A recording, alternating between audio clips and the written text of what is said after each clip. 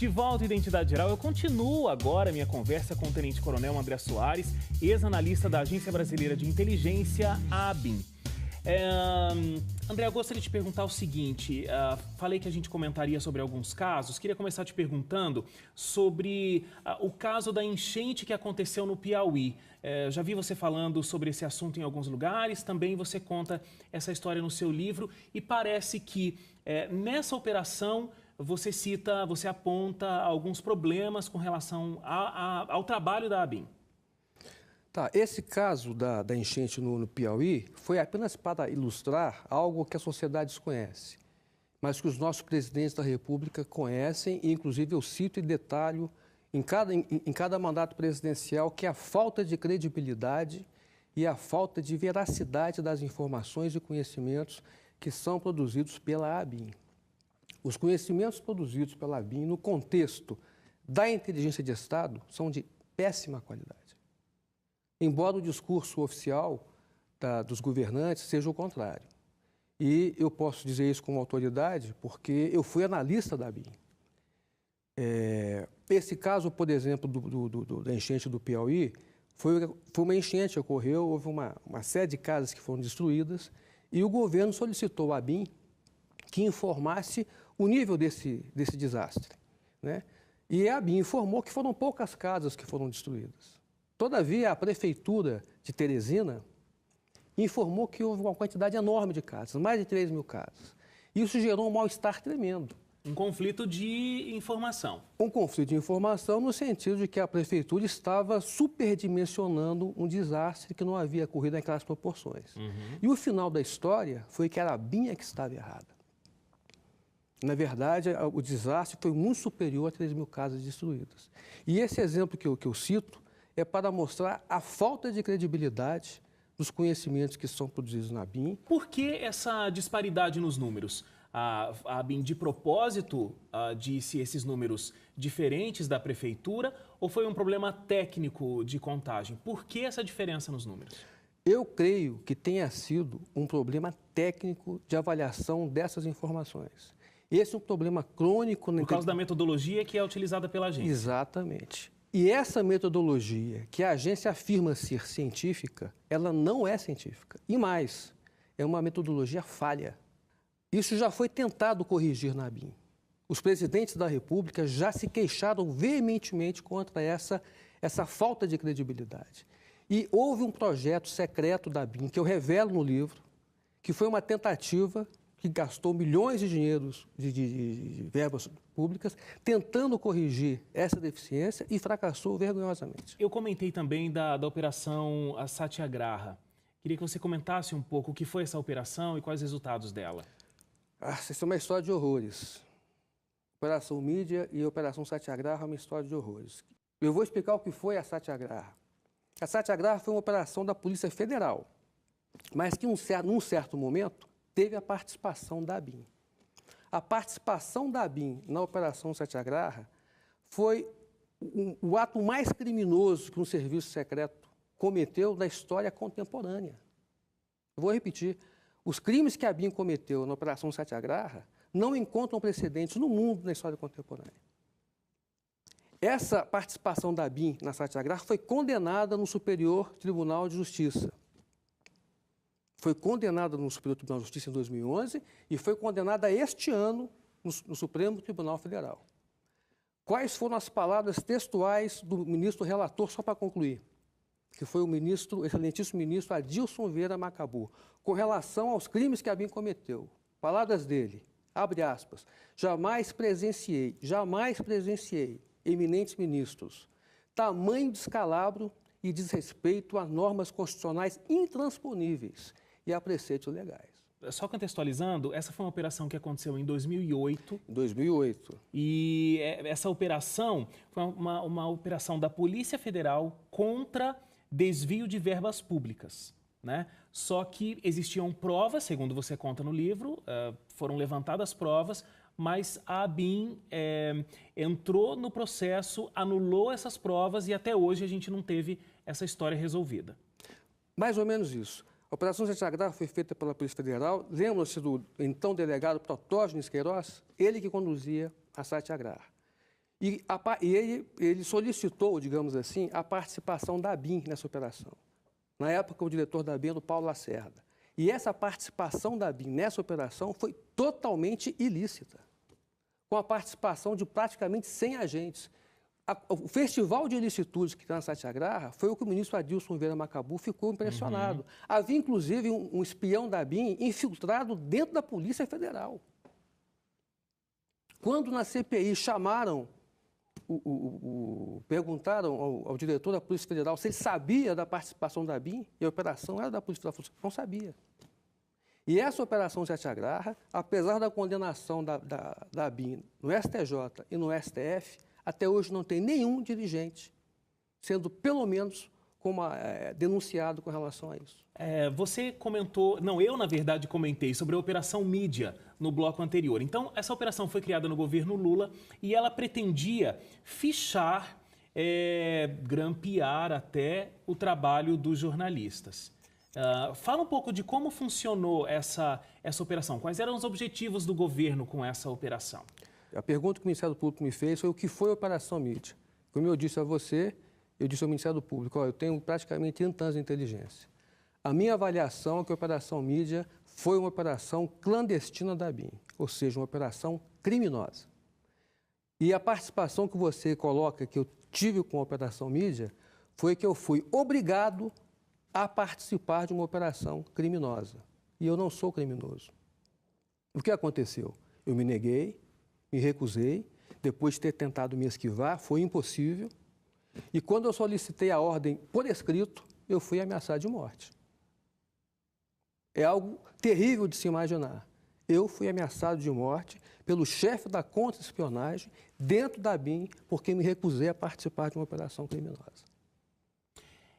Essa, inclusive, é uma pergunta que eu gostaria de fazer, André, porque assim, você fala veementemente contra a ABIN, sendo um ex-funcionário. Você coloca no seu livro esses casos que você conhece, esses cases em que a ABIN não agiu da melhor forma possível. Você traz documentos que, segundo você conta pra gente, comprova o que você fala e, segundo o que você conta, são documentos públicos, não é um vazamento de informação privilegiada. Você não é perseguido? Eu fui ameaçado de morte, Wagner, e foi mais de uma vez. Eu vivo ameaçado de morte. Eu sofro operações clandestinas sistemáticas dos serviços secretos. Eu não estou me queixando disso. A minha vida virou um inferno depois que eu passei pela ABIN. Essa operação criminosa que me obrigaram a participar, eu denunciei pessoalmente no Palácio do Planalto, no Gabinete de Segurança Nacional do presidente Lula. Por que quando você conseguiu sair da ABIN, você não decidiu, bom, não quero mais me envolver com esse tipo de questão, vou viver minha vida agora longe dessa perseguição, longe desse risco para mim e para minha família? Para que colocar tudo isso num livro? Para que falar sobre isso? Mas eu nunca falei sobre isso. Ué, mas você tem um livro falando sobre isso. Mas que foi publicado 10 anos depois.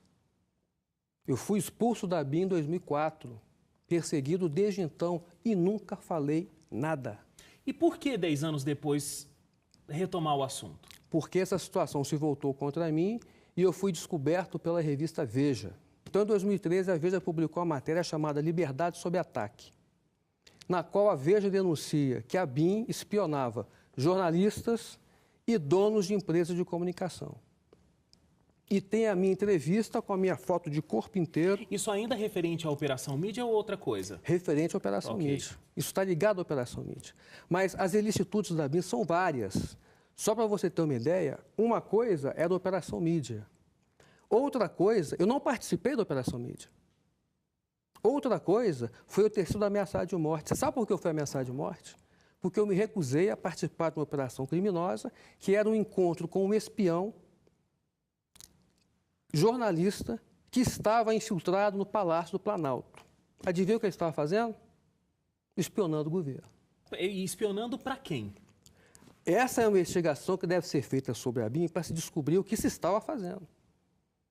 Eu não sei, eu não participei dessa operação, eu me recusei a participar disso. Nesse exato momento que eu estava sendo ameaçado de morte por não participar desse encontro com o espião, que estava infiltrado, estava ocorrendo um escândalo no Palácio do Planalto, justamente sobre espionagem que envolveu o presidente Lula, o então chefe da Casa Civil, José Dirceu, e a Marta Suplicy. Como a sociedade pode fiscalizar uma instituição como a ABIN? Ótima pergunta, obrigado pela pergunta mais uma vez. Existem várias formas de fiscalizar a ABIN, por meio das instituições responsáveis pela fiscalização do serviço de inteligência, não é só da ABIN. Que são? A começar pelo Congresso Nacional. No Congresso Nacional existe uma comissão mista chamada CCAI, Comissão de Controle das Atividades de Inteligência. É a mais alta instância de inteligência do país. Ela está acima do presidente. E a CCAI, até hoje, nunca fez um controle efetivo da ABIN. Até pouco tempo atrás, a CCAI, essa comissão mista, que tem essa responsabilidade, sequer tinha regimento interno. Então, a sociedade chegou o momento de nós cobrarmos legitimamente essa fiscalização. Não tem como conversar com você sobre esses assuntos e não lembrar do caso que ficou conhecidíssimo há alguns anos, o caso Snowden, onde informações vazaram da inteligência americana. Como é que você viu esse caso? Como é que você analisou a postura do Snowden? O Snowden, ele, na minha avaliação, ele conseguiu fazer algo inédito. Ele conseguiu ser, ao mesmo tempo, herói e traidor. Ele não pode voltar aos Estados Unidos, que ele vai ser preso, processado e muito provavelmente condenado. Mas existe uma visão, isso no âmbito dos Estados Unidos, em que enaltecem a atitude do Snowden. Mas isso suscita uma comparação comigo. E essa comparação é totalmente imprópria. As nossas trajetórias são completamente diferentes. Por exemplo, só para vocês terem uma ideia, o Snowden era um terceirizado que trabalhava na NSA. Eu sou um oficial de inteligência que fiz todos os cursos de carreira da inteligência no Brasil. O Snowden vazou informação sigilosa. Eu nunca vazei informação sigilosa. Eu nunca cometi ilícito. Você faz um levantamento de documentos que são públicos e de informações que poderiam ser do conhecimento de todos. Sim. E é importante lembrar que a Lei de Acesso à Informação, que foi promulgada pela presidente Dilma Rousseff, no seu artigo 32, salvo engano, deixa muito claro, bem como no decreto, que nenhum documento de inteligência, isso é muito importante que a sociedade saiba, nenhum documento de inteligência pode receber classificação sigilosa ou ter acesso negado se ele contiver ilícitos que atentem contra o Estado Democrático de Direito. Porque os serviços de inteligência, muitas vezes, criminosamente, atribuem grau de sigilo para ocultar ilicitudes. Isso é crime. Isso não pode ser feito. É obrigação de todo cidadão denunciar esse estado de coisas. Ok. André, eu quero agradecer a sua presença, quero agradecer porque você veio, comentou com a gente todos esses casos da ABIN. Você agora, inclusive, também ainda continua trabalhando com inteligência, você tem uma empresa que faz treinamentos, né, na área de inteligência. Eu não sei se isso desde quando você saiu da ABIN ou é algo recente?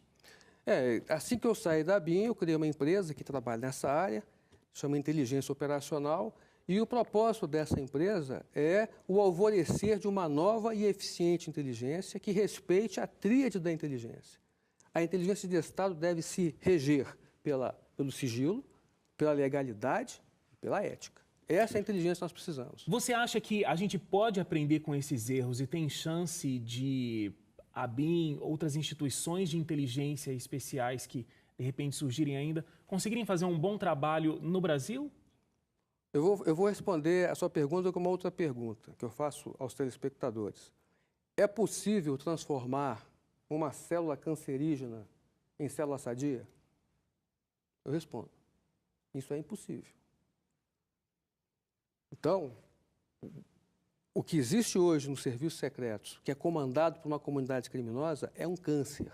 E esse câncer deve ser extirpado. Mas então você acha que a sociedade não precisa de uma agência que preste o trabalho como a ABIN presta? Não estou dizendo da corrupção que você afirma que existe lá. Estou dizendo que a sociedade, o Brasil, não precisa de uma agência como a ABIN. Eu não disse isso. Todo Estado democrático de direito necessita de serviços de inteligência. Só que esses serviços de inteligência devem servir ao Estado e não ir contra ele. E esses serviços de inteligência que são fundamentais, eles devem funcionar sempre dentro do sigilo, da legalidade e da ética, e com o máximo de controle institucional sobre eles. Então, eu só não consegui entender a questão da célula cancerígena, porque, teoricamente, essa célula cancerígena no nosso corpo, a gente não precisa dela ali, né? O que a gente precisa são das boas células que vão ter ali a sua função. A gente precisa da ABIN. Infelizmente, a gente tem um processo de corrupção, como você afirma que existe lá. Mas, extinguindo esse problema de corrupção, a gente poderia ter um bom trabalho desenvolvido pela ABIN, como talvez em outros países, de repente, a gente tenha uma agência de inteligência que funcione corretamente. É isso? Concordo. Só que para isso é necessário fiscalização, controle e investigação dos crimes cometidos pela ABIN. Aqui no livro que eu escrevi com o Cláudio Tonoli tem um festival de licitudes, que essas licitudes sejam, sim, investigadas. Porque há 10 anos que eu venho denunciando e não há investigação. Muito obrigado pela sua presença. Eu que agradeço. A gente fica por aqui com o nosso Identidade Geral. Uma excelente semana para você e até o próximo programa. Tchau, tchau.